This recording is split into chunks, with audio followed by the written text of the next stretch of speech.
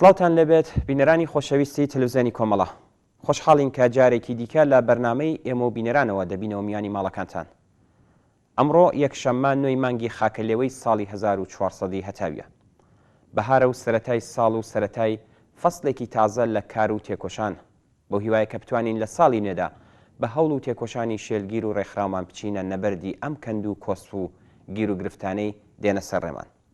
با ساڵی تازە بەڕاستی و لە هەموو بوارێکەوە تازە بێ، با هەمووان پێکەوە بڕوێن و بەرەو سەرکەوتنی یەکجاری. بەم هیوایی ساڵی تازە ساڵی سەرکەوتنی گەورە و دەستکەوتەکانی گەورە بۆ کۆمەڵانی خەڵکی کوردستان و ئێران بێت. هیوادارم ساڵی تازە ساڵی شادی و لەشساغی و سەرکەوتن بێت. خۆشحاڵین کە دووبارە جارێکی تر بە کۆمەڵێک بابەت ئامادەین بۆ پێشکەشکردنی ئەڵلقەیەکی تر لە بەرنامەی ئێمە و بینەران. هیوادارین مەجالیەوەتان هەبێت تا کۆتایی ئەم بەرنامەیەش لەگەڵمان بن.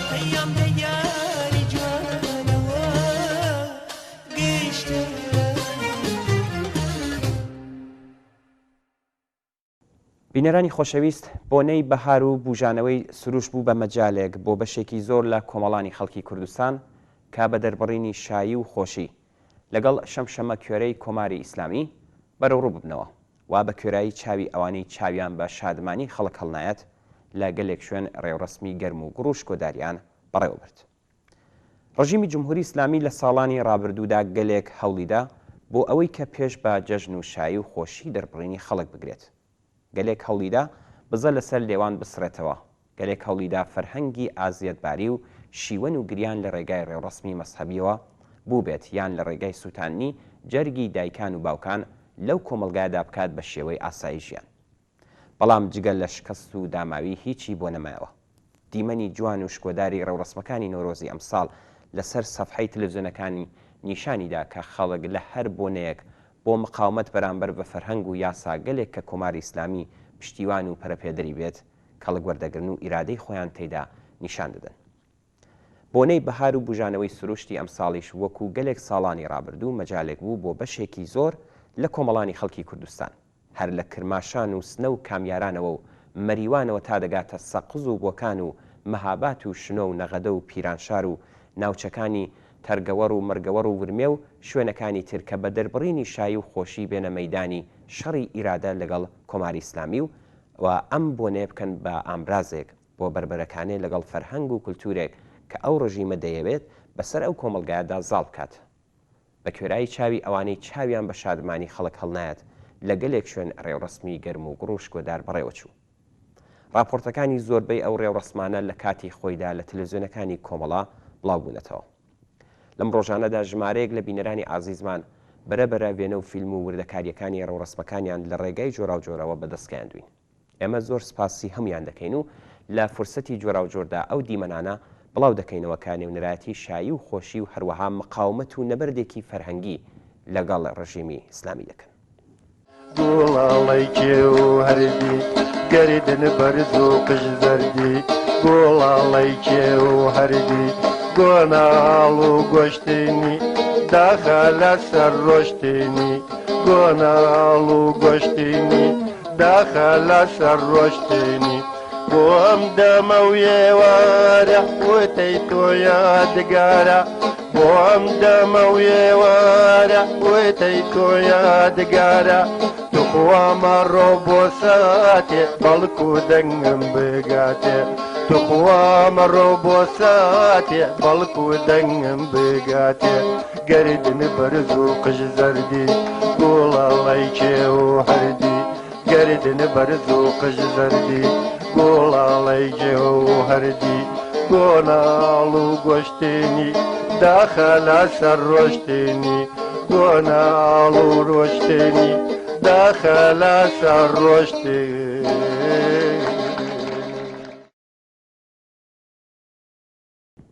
بینەرانی ئازیز هەڵپەڕکێ و ڕەشبەڵەکی نەورۆزی ئەمساڵ نمونەیەکی زیندوی مقاومەت بوو بەرامبەر کولتوری کۆماری ئیسلامی. سەمای جوان و ڕەنگاوڕەنگی ڕەشبەڵەکی کوردی یەکێک لەو دیمەنانە بوو کە لە نەورۆزی ئەمساڵدا لە گەلێک شوێن لە ئاستێکی بەریندا بەڕێوەچوو. ڕژیم کە تا دوێکە تەنانەت ڕێگای نەدەدا کە لە ساڵۆنە داخراوەکانیش ئەم شایی و خۆشیە بەڕێوە بچێت و پێشی بە تێکەڵاوبوونی ژنان و پیاوان ئەگرت ئەمساڵ ناچار بوو لە ئاستێکی گەلێک بەرینتردا تەحمولی کاتوو و یان توانایی تێکدانی نەبێت. ڕەشبەڵەک سەمایەکی کوردیە کە تێیدا ژن و پیاو دەست لە ناو دەستی یەک هەڵدەفەڕن و جەژن و بۆ نەخۆشیەکانی خۆیانی پێدەڕازێنەوە.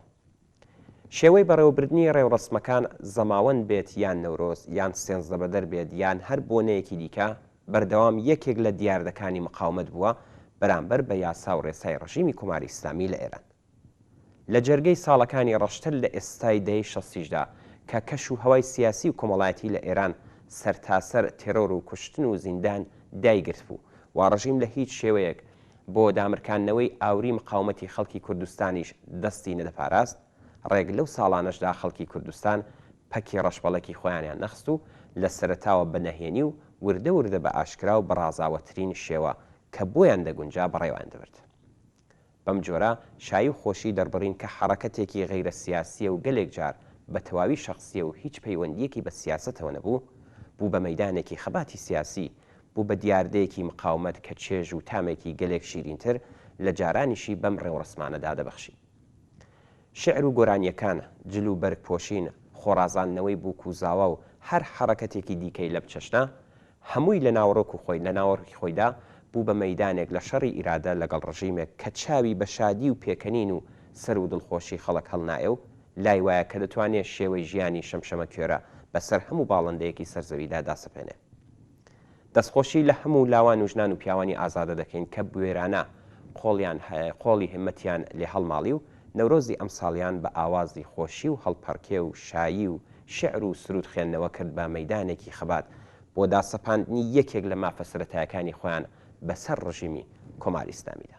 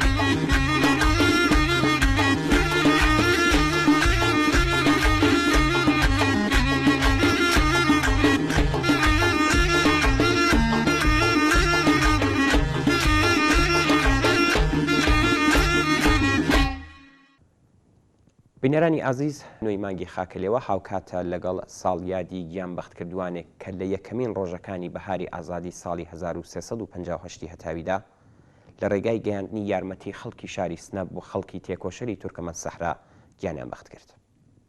42 ساڵ لەوە پێش لە ڕۆژی نوێی خاکەلێەوەی ساڵی 1350دا 9 کەس لە سیما خۆشەویست و ناسراوەکانی شاری سنە، 9 کەس لە هەڵسوراوان و خەباتکارانی بزوتنەوەی شۆڕشگەڕانەی کوردستان، 9 کەس لە تێکۆشەرانی کۆمونیست و مرۆڤدۆست گیانیان لە پێناو ئامانج و ئاواتە ئینسانیەکانی خۆیاندا بەخت کرد. نوێی مانگی خاکەلێەوەی ساڵی 1350 بۆ خەڵکی کوردستان بە تایبەتی خەڵکی خەباتکاری شاری سنە و بیرهێنەرەوەی یەکێک لەو ڕۆژە پڕ لە غەم و پەژارەکان و لە هەمان حاڵدا و بیرهێنەرەوەی هاوپشتی بزوتنەوەی شۆڕشگەڕانەی کوردستان لەگەڵ خەبات و تێکۆشانی گشت هاوچارە نووسانیان لە شوێنەکانی تر بوو.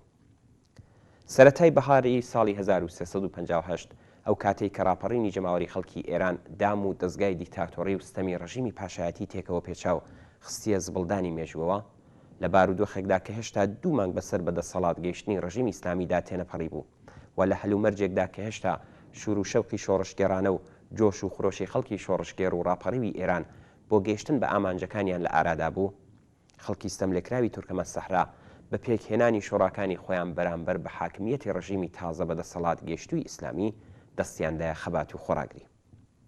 بەڵام ڕژیمی ئیسلامی کە هەر لە سەرەتای بەدەسەڵات گەیشتنیەوە ئەزمی خۆی بۆ سەرکوتکردنی شۆڕش و خەڵکی ڕاپەڕی و ئازادی خواز جەزم کردبوو، سەرەتا لە پیلانێکی خوێناوی و جەنایەتکارانەدا 4 کەس لە ڕێبەرانی خەباتکاری خەڵکی تورکمەن سەحرایان بە ناوەکانی شیر محەممەد، درەخشەندە، ناسراو بە توماچ، عەبدولکەریم مەختوم، حسین جۆرجانی و محەممەد واحدی تورێر کردو، دواتر بە هێرش بۆ سەر تورکمەن سەحرا لەو پەڕی دەڕەندەیدا دەستیاندایە سەرکوتی خەڵکی ئازادی خواز و دەستکەوتەکانیان. خەڵکی خەباتکار و مافخوازی تورکمەن سەحراش بەرامبەر بەم هێرشە و لە پێناوی پارێزگاریکردن لە ئازادی و مافی سەرەتایی و بەرحەقی خۆیان دەستیاندایە خەبات و خۆراگری. کۆمەڵە کە خەباتی خەڵکی بێبەش و زۆر لێکراوی تورکمەن سەحرای بە عادڵانە و بەرحەق دەزانی، یارمەتیدان و پشتیوانیکردن لەم بزوتنەوەی بە ئەرکی خۆی زانی و لە وەڵامدانەوە بە وەها پێویستیەکدا بە خێرایی دەست بەکار بوو و بە پێکهێنانی تیمێکی نۆکەسی پزیشکی و دابینکردنی دەرمان و ئیمکاناتی پێویست لەم بوارەدا کاروانی یارمەتی گەیاندنی خەڵکی شاری سنە بۆ خەڵکی تورکمەن سەحرای ڕێخست و ڕەوانەی ئەو ناوچەی کرد. ئەم تیمە بەداخەوە نەگەیشتە مەقسەد و لە بینی ڕێدا بەهۆی ڕووداوێکی هاتوچۆوە گشت ئەم هاوڕێیانە گیانیان بەخت کرد. پەیکەری ئەم ئازیزانە لە نێو غەم و پەژارەی بێ ئەو پەڕی خەڵکی شاری سنە و دەوروبەریدا و بە بەشداری دەیان هەزار کەس لە جەماوەری خەڵکی کوردستان ئەسپەر دەکران، بەڵام هیچ کات یاد و بیروەریەکانیان لەبیر نەچۆتەوە.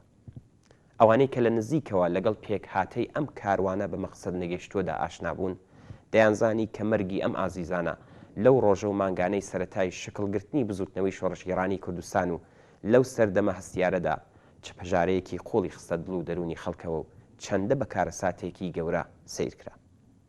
زۆربەی خەڵکی شاری سنە و دەوروبەری ئەم ئازیزانیان لە نزیکەوە دەناسی، هەر کامە و لە یەکێک لە مەیدانە خزمەتگوزاریە کۆمەڵایەتیەکاندا خەریکی کار و هەڵسوراوان بوون. ئەوان کرێکار و معلم و فەرهەنگی و پزیشک بوون. خەڵکی شار و دێهاتەکان لەگەڵ سیمای خۆشەویستیان لەگەڵ کاری شەو و ڕۆژیان و لەگەڵ دڵسۆزی بێچاوەڕوانیەکانیاندا ئاشنا بوون. ئەوان ئینسانگەلێکی ئاشنای دەرد و ئازارەکانی خەڵک بوون و ژیانی خۆیان تەرخانی ڕزگاری ئینسان لە کۆتوبەندی هەر چەشنەستەم و چەسانەوەی کردبوو و هەر ئەمە هەندەریان بوو کە مەئموریەتی بەشداری لەوەها تیمێکدا وەستۆ بگرن. ئەم ئینسانە شۆڕشگێڕ و گیان لە سەردەستانە گەلێک زیاتر لەوەی تا ئەو کات لە خۆیان نیشاندا بوو زەرفێتی خەباتکارانیان تێدا بوو کە بەداخەوە هەڵسووران و فداکاریەکانیان ئەوەندە درێژەی نەکێشا تا بتوانن هەرچی زیاتر لەسەر ڕەوتی خەباتی جەماوەری خەڵکی ناڕازی لە دەسەڵاتی ئیسلامی شوێنەوار و کاریگەریدا بنن. هەرچەند ئەوان زۆر زوو گیانیان لەدەستا، بەڵام گیان بەختکردنەکەیان دەرسێکی گەورەی لە هاوپشتی وەفاداری بە ئاواتی یەکسانی خوازانە و ئینسان دۆستانیان بەجێهێشت و ناویان بۆ هەمیشە لە مێژووی خەباتی کۆمونیستەکان و خەڵکی زۆر لێکرا و مافخوازدا دەمێنێتەوە. ئەم هاوڕێیانە بریتی بوون لە فائیزەی قوتبی، گۆڵریزی قوبادی، فەریدەی زەکەریایی، جەمیلی زەکەریایی، جەمیلی سەجادی، ئیسماعیلی ئەلیپەنا، ڕەئوفی کەمانگەر، ئەسعەدی وەزیری و دکتۆر فەتحوڵڵا لوتفوڵڵا نژادیان بوو. یاد و بیرەوەری ئەم ئازیزانە بەردەوام لە دڵی خەڵکی خەباتکار و جەماوەری زۆر لێکراوە مافخواز لەسەر تاسەری ئێران و لە مێژووی بزوتنەوەی شۆڕشگێڕانەی کوردستان و مێژووی خەباتی خەڵکی تورکەمەن سەحرادا ئۆستانی گۆڵستاندا زیندووە.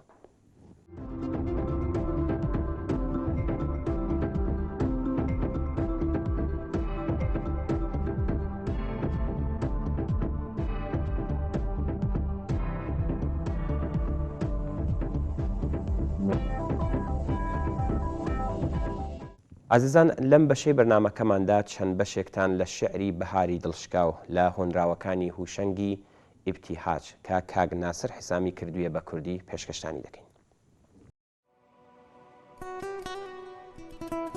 بەهار هات و گوڵ و نەسینەکانم نا، بەهار هات و گوڵ و نەسینەکانم نا، شنەش هات بۆنی نەورۆزی نەهێنا. گوڵستان چی بەسەر هات، چی بەسەر هات کە ئایینی بەهاران نایەتە یاد. هەور بۆچی دەناڵێنێ بەیانی، دەڵێ چی وا بە گرمەی پڕ لە ژانی.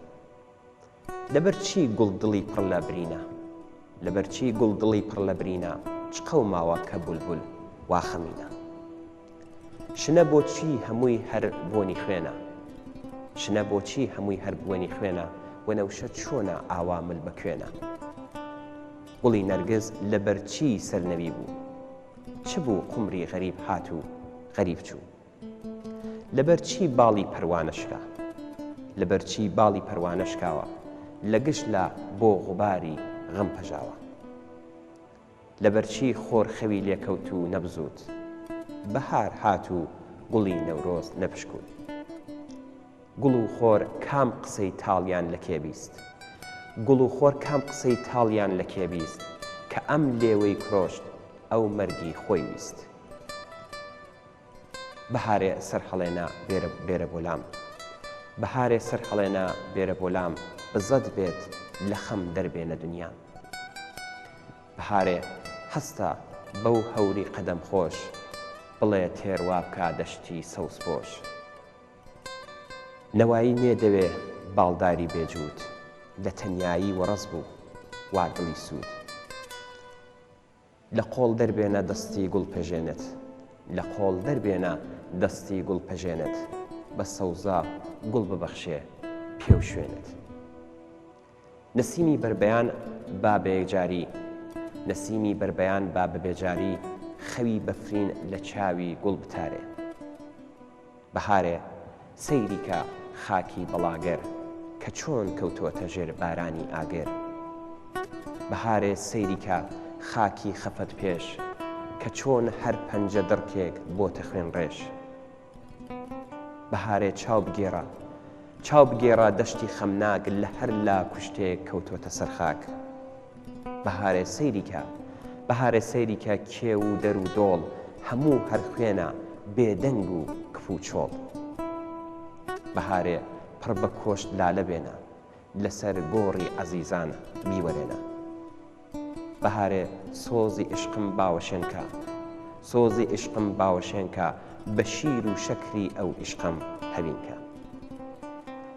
سەرێ بم کە بە هاژەی جۆی باران، سەرێ بم کە بە هاژەی جۆی باران، سەرێ بم کە بروسکەی ڕوونی ئاسمان.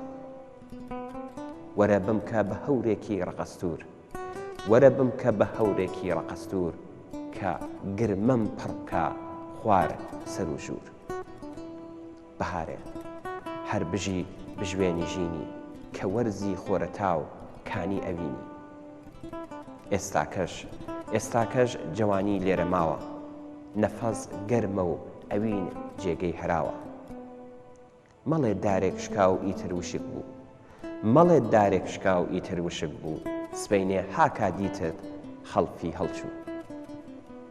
مەڵێ ئەم سەرزەمینە شۆڕەکاتە، سبەی کاتی بەهار هات سوورە ساتە.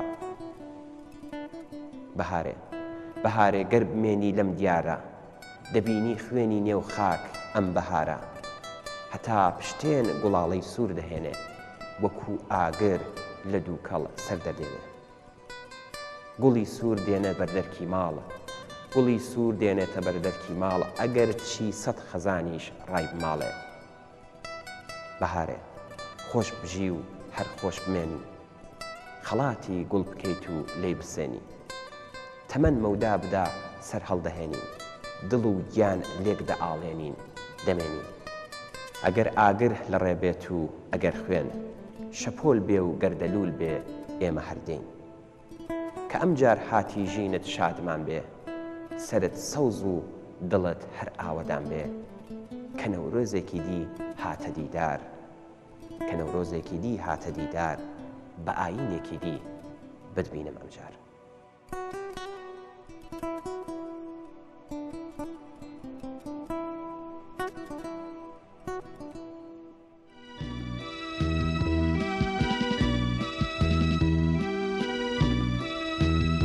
گوڵی گەزیزەی قژ زەردی لاپاو نەرم ڕادەژێ بە سروەی شەماو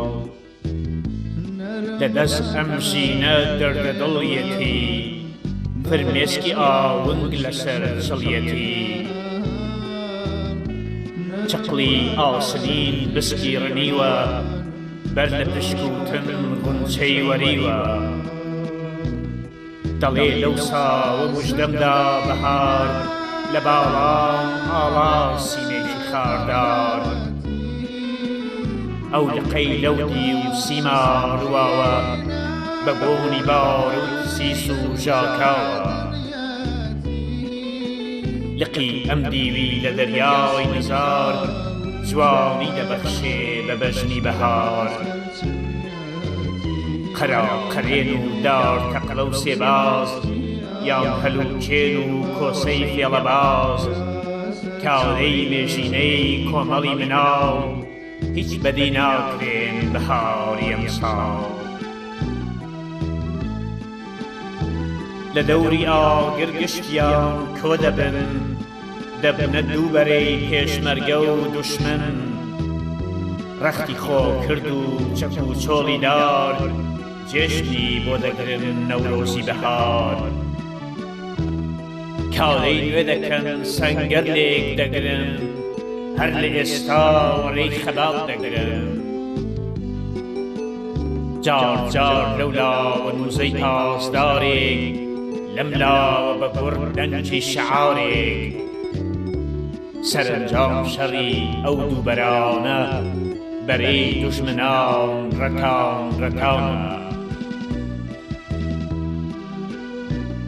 لە قەدی شاخە خوڕەی قەڵبەز دێ قاس بە قاس بیکەو لە نێو ڕەوەز دێ قڵپەی کانیاوی ڕووس بی و سۆڵ لەسەر شینکاوی خڕوشی و دۆڵ لەگەڵ گزنجی بەری بەیانی تێکرا دەپشێنن جیلوەی جوانی ڕنووی لوندی کێو چۆر چۆر ئەسرینێ دەڕژێنێ و دەگری بۆ دواوی ژینێ بولبولی عاشق بەستەی دڵداری بۆ گوڵی دەڵێ دیاری بەهاری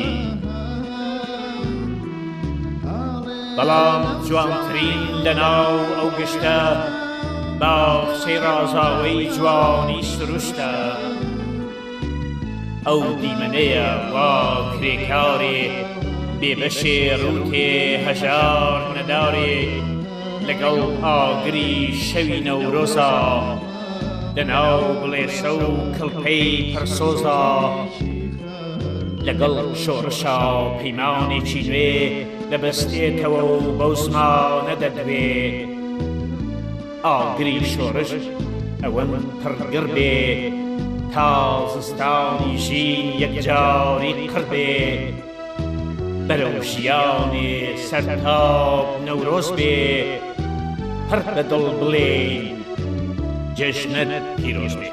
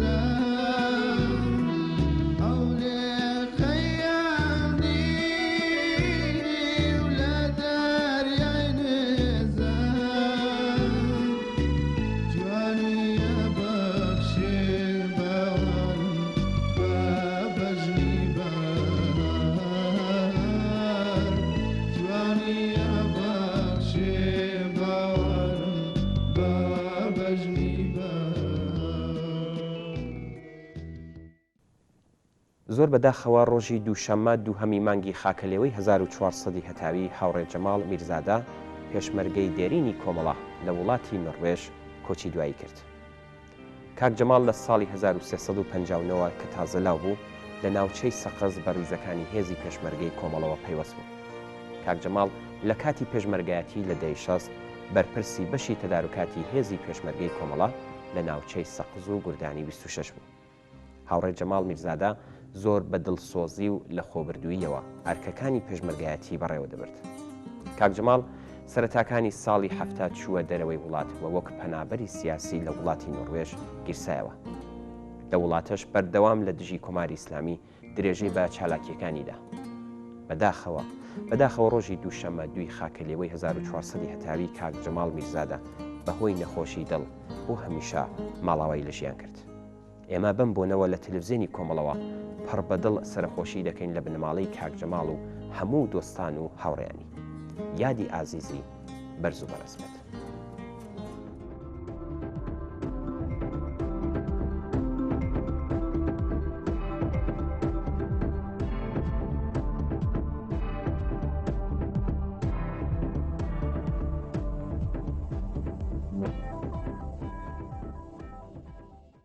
بەداخەوە ئاگادار کراینەوە ڕۆژی سێشەممە سەی مانگی خاکەلێوە کاک سدیق خانپایە ناسرااو بە تۆفیق مامۆخ پێشمەرگەی دێرینی کۆمەڵا بۆ هەمیشە بەجێ هێشت.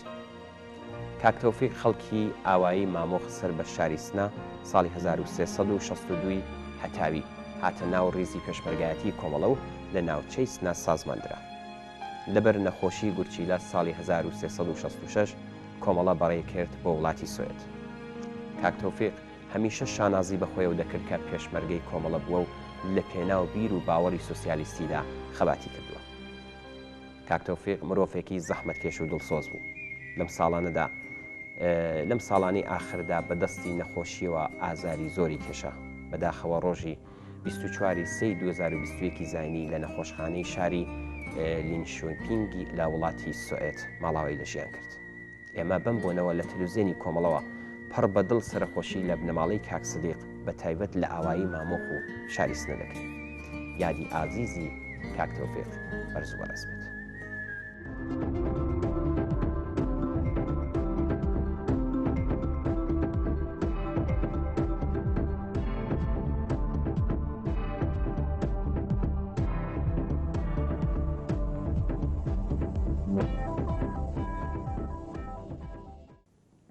بەداخ و پەژارەیەکی زۆرەوە هەفتەی ڕابردوو دایە ئێران کەریمی خەڵکی ئاوایی کانیکەوە و دانیشتووی شاری سەقز بەهۆی نەخۆشی ماڵاوایی لە ژیان کرد. حاجی خانمی کەریمی دایکی هاوڕێی گیانبەخت کرد و کاک محەیدینی جەلالیە کە تێکۆشەرانی تەشکیلاتی نهێنی کۆمەڵە لە شاری سەقز کە ساڵی 1362 لە شاری سەقز و بەدەستی جەلادانی کۆماری ئیسلامی ئێدام کرا. دایە ئێران کەریمی هەموو ئاوات و ئارەزووی لە گۆڕدانی کۆماری ئیسلامی وەک قاتڵی جگەرگۆشەکەی و هەزاران لاوی شۆڕشگەری دیکە بوو کە بەداخەوە بە چاونێدی. تەرمی ئەو دایکە دڵسۆزە لە ناو خەم و پەژارەی بنەماڵە دۆستان و ژمارەیەکی زۆر لە خەڵکی ئاوایی کانیکەوە نیشتەجێ لە شاری سەقز و خەڵکی ئەو شارە لە گۆڕستانی ئاوایی کانیکەوە بە خاکسپێردرا. ئێمەش بم بۆنەوە لە تەلەڤیزیۆنی کۆمەڵەوە پڕ بەدڵ ماڵاوایی لە ژیانی دایە ئێران کەریمی بە بنەماڵە ئازیزان و خەڵکی ئاوایی کانیکەوە و شاری سەقز سەرخۆشی دەڵێن و هاوبەشی خەمیانی. یادی ئەو دایکە ئازیزە و هەموو دایکانی دڵسۆزی شۆڕشی ئازادی خوازانەی خەڵکی کوردستان بەرز و بەڕێسڕادەگرین. یادیان بەخێر بێت.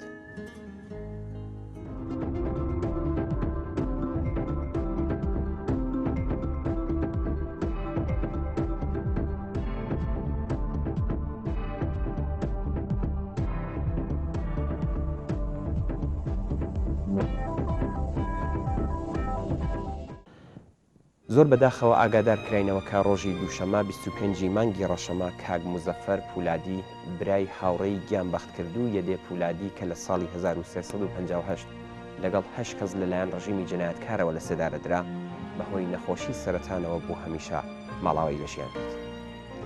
کاک موزەفەری پولادی لە خۆپیشاندانەکانی دەستپەیکی ڕاپەڕینی ئێران لە دژی ڕژیمیشە هاوکاری خەڵکی دەکرد و خۆی بە بەشداری ئەم خۆپیشاندانانەوە.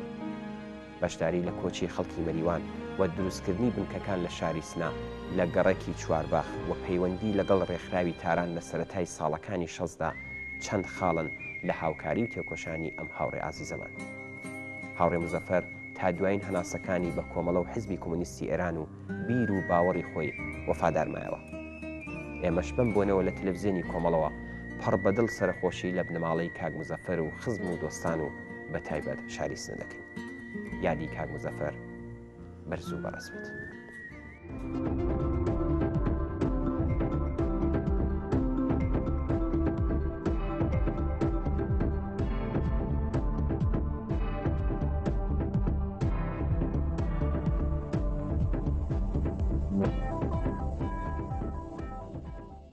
بەڵە بینەرانی ئازیز بەم جۆرە هاتینە کۆتایی بەرنامەی ئەم هەفتەی ئێمە و بینەران. زۆر سپاس بۆی کە تا ئێستاش لەگەڵمان بوون. چاوەڕێی نامە و ئیمەیل و پەیوەندیەکانی تەلەفۆنی ئێوەین.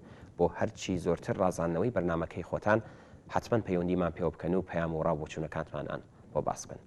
هەر شاد و سەرکەوتوو بن و ماڵاوە.